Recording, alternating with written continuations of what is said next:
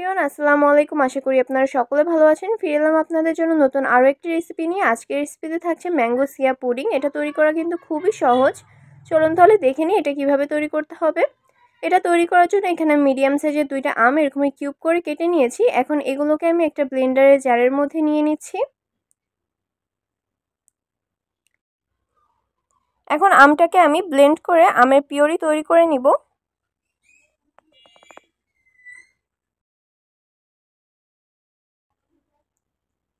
আমের পিউরি তৈরি করে নেওয়া হয়ে গেছে। এখন আমি এটা একটা বাটিতে ঢেলে সাইডে সরিয়ে রাখছি।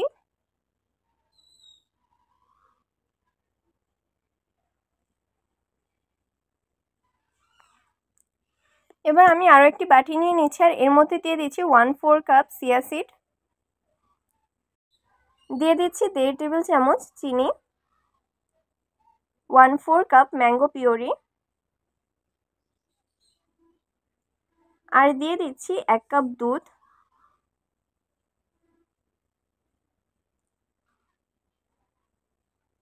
এখন এই সব কিছু একসাথে ভালো করে মিশিয়ে নিচ্ছি।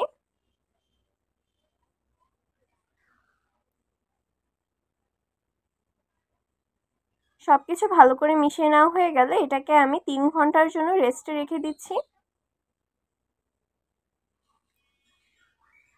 ফিরে এলাম 3 ঘন্টা পরে। দেখতেই পাচ্ছেন চিয়া সিডগুলো ফুলে ডাবল হয়ে গেছে। এখন আমি এটাকে পরিবেশন করে নিব। এ কারণে প্রথমে একটা গ্লাসের মধ্যে কিউব করে কেটে রাখা কিছু আম দিয়ে দিচ্ছি।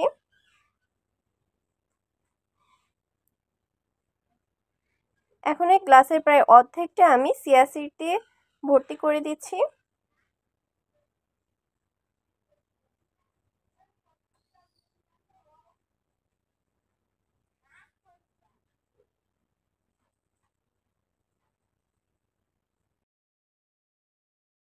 এবার এর উপর দিয়ে আমি আরও কিছু আমের কিউব দিয়ে দিচ্ছি। এবার এই ফুল গ্লাসটা আমি চিয়া সিড দিয়ে ফুল করে দিচ্ছি।